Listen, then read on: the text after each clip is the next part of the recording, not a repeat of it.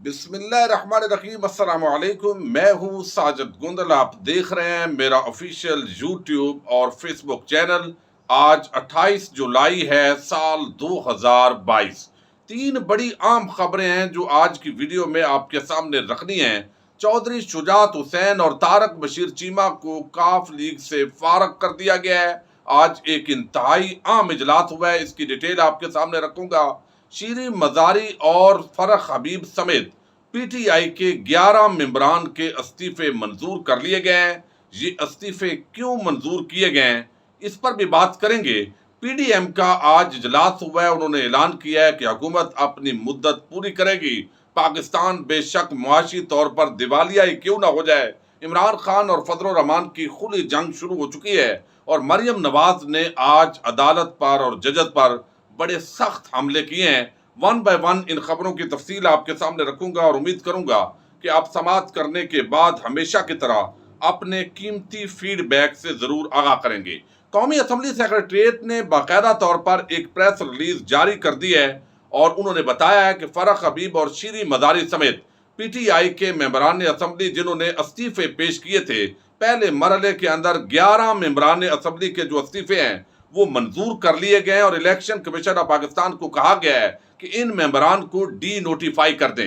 حالانکہ اس سے پہلے یہ مسلسل کہہ رہے تھے کہ پی ٹی آئی جو ہے اس کے استعفے منظور نہیں ہو سکتے، چونکہ ون بائی ون جو ہے یہ لوگ پیش نہیں ہوئے، اور اب یہ 11 مستعفی ممبران جو ہے ان کے استعفے قبول کرنے کے ساتھ ہی ظاہر ہے یہ آرٹیکل 64(1) جو ہے اس کے تحت یہ جو اختیارات ہے اسپیکر کے یہ کیا گیا، اور اس کے اندر علی محمد خان، فضل محمد خان، شوکت علی، فخر زمان خان، فرح حبیب، اعجاز احمد شاہ، جمیل احمد خان، محمد اکرم چیمہ، عبدالشکور شاد، ڈاکٹر مہر النساء، شیریں مزاری، شندانہ گلزار خان کے استعفے جو ہے وہ قبول کیے گئے ہیں، اور 11 اپریل 2022 کو اپنی استعفے جو ہے انہوں نے استعفے دیے تھے نشستوں سے۔ تو یہ کیوں استعفے منظور کیے گئے ہیں، پچھلی ویڈیوز کے اندر میں ذکر کر چکا ہوں کہ پرویز خٹک کی سربراہی میں جو کمیٹی ہے وہ مختلف جو سیاسی جماعتیں ہیں، حکومت کے اتحادی ہیں، ان سے وہ رابطے کر رہی تھی تاکہ وقت آنے پر جو ہے وہ شہباز شریف کی حکومت جو ہے اس کا تختہ الٹا جا سکے۔ تو اب پی ٹی آئی کے جو نمبرز ہیں وہ جب کم ہو جائیں گے تو پھر حکومت کے لیے سروائیو کرنا مشکل ہوگا۔ اس سے پہلے بھی NRO2 وہ پلس لے چکے ہیں۔ اس کے ساتھ الیکشن کمیشن آف پاکستان کے اندر اپنے من پسند لوگ موجود ہیں، چیئرمین نیب کی تقرری ہے، پھر اگلے الیکشن جو ہے اس کے اندر EVM مشین اور نیب آرڈیننس کے اندر جو ترامیم کر کے ایک ڈاکہ ڈالا گیا ہے، تو ان تمام ڈاکوں کو کم از کم اس ٹنیور تک، جتنے تک یہ حکومت جتنے دنوں کی مہمان ہے اتنی دیر تک جو ہے وہ انہوں نے محفوظ کرنے کے لیے یہ کام کیا ہے۔ لیکن پاکستان جو اس وقت معاشی طور پر دیوالیہ پن کا شکار ہے، اور اب سیلاب جو ہے وہ مزید تباہی پھیر چکا ہے۔ بلوچستان کے اندر وہ سردار، وہ MNAs، وہ MPAs جو ووٹ لیتے ہیں وہاں ان کو فنڈز ملتے ہیں، 18ویں ترمیم کے بعد مزید اربوں روپے وفاق سے ملتے ہیں، اور وہ یہاں پر گلا تو وفاقی حکومت کے خلاف کرتے ہیں اور ایسا پراپیگنڈا وہاں پر کرتے ہیں۔ لیکن اب سیلاب کی تباہ کاریاں ہیں، اور اللہ معاف کرے ایسے ایسے مناظر ہیں، اور پھر ابھی ہیڈ قادر آباد سے آگے جو ہے وہ سیلاب کی وارننگ جاری ہو چکی ہے۔ ڈیرہ غازی خان ڈویژن کے اندر ڈیرہ غازی خان، لیا، راجن پور، اور وہاں جو سیلاب آیا جس طریقے سے مال مویشی جانیں قربان ہوئی، بچے کی جو ویڈیو ہے اس نے رونگٹے کھڑے کر دیے ہیں۔ تو اربوں روپے کا نقصان ہو گیا ہے۔ آفت زدہ وہ علاقے جو ہے یقیناً حکومت قرار دینے جا رہی ہے، لیکن مزید تباہی سے بچنے کے لیے اب ایک اور بڑا یہ جو ہے وہ نقصان ہوا ہے۔ دیوالیہ پاکستان ہو رہا ہے، لیکن وفاقی حکومت نے ڈٹ جانا ہے۔ ان کے پاس کوئی راستہ نہیں ہے سیاسی طور پر، وہ سمجھتے ہیں کہ الیکشن میں جائیں گے تو عمران خان ہرا دے گا، اور اس خوف نے فضل الرحمان، مریم نواز سمیت جو تمام لیڈرشپ ہے اس کو جو ہے وہ پاکستان کی جو معیشت ہے وہ بھیٹ چڑھانے جا رہے ہیں۔ لیکن عمران خان کی حکومت کے بعد یہ جتنی 3-4 مہینے کے اندر تباہی اور بربادی ہوئی ہے، پاکستانی قوم یہ یاد رکھے گی کہ ان کو اپنی سیاست سے سروکار ہے، ملک سے کوئی سروکار نہیں ہے۔ انہوں نے اپنے کیسز معاف کروائے پاکستان کو، یہاں مہنگائی ہے، یہاں کرپشن ہے، یہاں لوٹ مار ہے، قوم کے اثاثے بیچنے کی تیاری ہو رہی ہے، اور یہ ایک مذہب فروش آدمی جو ہے اس کو آگے لگا کر اس طرح کا کھیل جو ہے اس کو جسٹیفائی کیا جا رہا ہے۔ تو عمران خان اور فضل الرحمان جو ہے اس کی کھلی جنگ جو ہے اس کا آغاز ہو گیا ہے۔ چونکہ پہلے بھی یہ جنگ جاری تھی، لیکن فضل الرحمان جس طرح کی بات کرتے ہیں، یعنی آپ کے پاس 13-14 سیٹیں ہیں اور ایک جو ہے وہ 150 سے زائد جو سیٹیں لینے والی جماعت ہے، اس کے ساتھ آپ ایسے بات کر رہے ہیں جیسے آپ کوئی بہت بڑے فن خواہ آدمی ہیں۔ بھئی آپ نے کشتی تو کرنی نہیں ہے، سیاسی مقابلہ کرنا ہے۔ سیاسی مقابلے میں آپ کا اور عمران خان کا کوئی مقابلہ نہیں ہے۔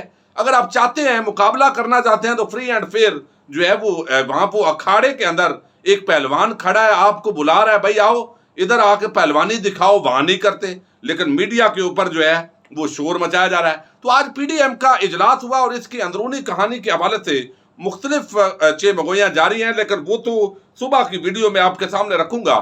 لیکن اس وقت فضل الرحمان نے کہا ہے کہ ایک تو حکومت اپنی مدت پوری کرے گی، پاکستان کی معیشت جائے بھاڑ میں، جو بھی ہو ہم نے مدت پوری کرنی ہے، اور دوسرا انہوں نے کہا کہ عمران خان کے جھوٹے بیانیے کو شکست دیں گے۔ عمران خان جو ہے وہ ثابت ہو چکا ہے کہ پی ٹی آئی نے ہر سال الیکشن کمیشن سے درجنوں اکاؤنٹ چھپائے ہیں۔ 73 کے آئین کے تحت اداروں کی ذمہ داری کا تعین کیا جائے، یعنی عدلیہ کے پر کاٹنے کی بات بھی ہوئی ہے۔ اجلاس میں فارن فنڈنگ کیس کا فوری فیصلہ سنانے کا مطالبہ کیا گیا ہے۔ ثابت ہو چکا پی ٹی آئی نے ہر سال الیکشن کمیشن سے درجنوں اکاؤنٹ چھپائے۔ وہ کہاں فارغ ہوا ہے بھائی؟ یہ فارن فنڈنگ کا کیس ہی نہیں ہے، ممنوعہ فنڈنگ کا کیس ہے۔ اور آج بھی پی ٹی آئی کے جو لیڈرشپ ہے وہ کہہ رہی ہے کہ پی پی اور نون لیگ یہ بھی ذرا ساتھ بتا دیں قوم کو تاکہ فیصلے میں دیر ہی نہ لگائیں۔ اور یہ بھی کہا گیا کہ فارن فنڈنگ کے مرتکب جماعت اور اس کے سربراہ نے آئین کو مذاق بنا رکھا ہے۔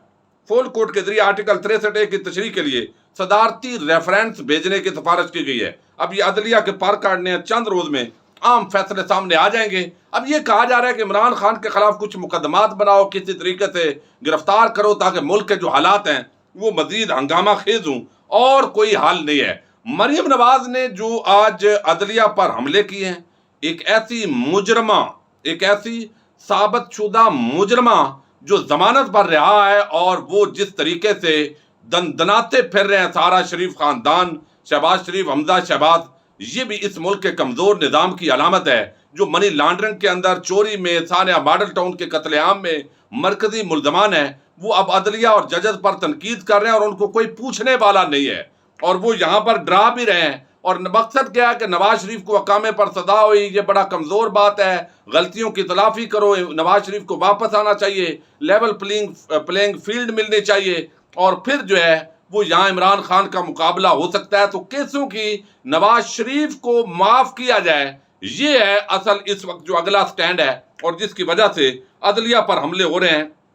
مزید مریم نواز کی جو بات ہے وہ ہم نہیں کرتے، وہ کل کریں گے، لیکن یہاں پر کاف لیگ جو ہے اس کا ایک سینٹرل ایگزیکٹو کونسل کا اجلاس ہوا ہے، یعنی ورکنگ کونسل، یعنی CWC کا یہ اجلاس ہوا ہے، اور جس کے اندر جو ہے وہ بتایا گیا ہے کامل علی آغا انہوں نے اس کی صدارت کی ہے، اور انہوں نے کہا کہ چودھری شجاعت کو پارٹی کی صدارت سے ہٹانے کا فیصلہ کیا گیا ہے۔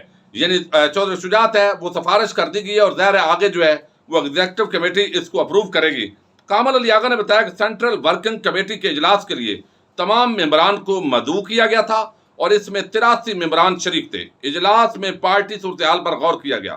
کچھ کارروائیاں 3 افراد کی جانب سے ہوئیں جو پارٹی کے لیے نقصان دہ تھیں۔ طارق بشیر چیمہ سازش کر رہا ہے اور پارٹی کو اپنے مفاد کے لیے استعمال کر رہا ہے۔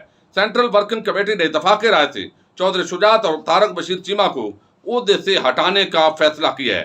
پارٹی کے سینٹرل ورکنگ کمیٹی نے 10 روز میں، 10 دن کے اندر انٹرا پارٹی الیکشن کی بھی تجویز دی ہے، اور اجلاس میں 5 رکنی پارٹی الیکشن کمیشن کا تقرر کیا گیا ہے۔ انٹرا پارٹی الیکشن کے لیے سینئر ایڈوکیٹ جہانگیر جوجا کو چیئرمین مقرر کیا گیا ہے، اور 10 روز میں پارٹی جنرل کونسل اجلاس بلایا جائے گا۔ اجلاس میں اسپیکر پنجاب اسمبلی کے لیے سبطین خان کے نام کی منظوری دی گئی، اور کاف لیگ ممبران پنجاب اسمبلی کو ہدایت دی گئی کہ وہ سبطین خان کو ووٹ دیں۔ تو اب یہاں پر طارق بشیر چیمہ جو ہے اس کو تو کاف لیگ سے کک آؤٹ کرنے کی باقاعدہ طور پر سفارش کی گئی ہے، لیکن چودھری شجاعت حسین کا پھر بھی لحاظ رکھا گیا اور کہا گیا ہے کہ ان کا کوئی دماغی توازن جو ہے وہ دماغ کا مسئلہ ہے، بزرگ ہو گئے ہیں، تو اس لیے ان کو صدارت کے عہدے سے ہٹایا جائے۔ طارق بشیر چیمہ کو کاف لیگ سے نکالا جائے اور چودھری شجاعت حسین کو صدارت سے علیحدہ کرنے کی سفارش کی گئی ہے، اور یہ ایک راستہ دیا گیا ہے تاکہ وہ خود ہی ریزائن کریں اور کوئی نئی پارٹی جوائن کرنا چاہتے ہیں، نون لیگ کی طرف جانا چاہتے ہیں یا کوئی نئی پارٹی بنانا چاہتے ہیں تو وہ یہ کر لیں۔ اگرچہ مریم نواز نے آج عدلیہ پر بڑے حملے کیے ہیں، وہ کل جو ہے تفصیل کے ساتھ اس پر میں ویڈیو آپ کے سامنے رکھوں گا، لیکن ایک مرتبہ پھر شہر اقتدار کے اندر نئی چیمگوئیوں نے ڈیرا ڈال لیے ہیں۔ پی ٹی آئی جس طریقے سے شہباز شریف کے خلاف اقتدار سے ان کو علیحدہ کرنے کے لیے اپنی چالیں چل رہی تھی، وہ کہیں کامیاب نہ ہو جائیں، اس لیے اب 11 افراد کے استعفوں کو منظور کیا گیا ہے۔ اب یہ جب ڈی نوٹیفائی ہوں گے تو نئے ان 11 نشستوں پر جو ہے وہ الیکشن کروائے جائیں گے، اور ان الیکشن کے اندر وہ اگر دھاندلی کرنے میں کامیاب ہو جاتے ہیں اور پی ٹی آئی کی نشستیں ہیں 2-3 بھی وہ جیت جائیں گے دھاندلی کے ذریعے، تو ان کی یہ کوشش ہے کہ پھر ایک بیانیہ بن جائے گا، دیکھا ہم نے پی ٹی آئی کی 3 نشستیں لے لی۔ حالانکہ اتنے غیر مقبول ہو چکے ہیں کہ الیکشن میں جانے سے ڈر رہے ہیں۔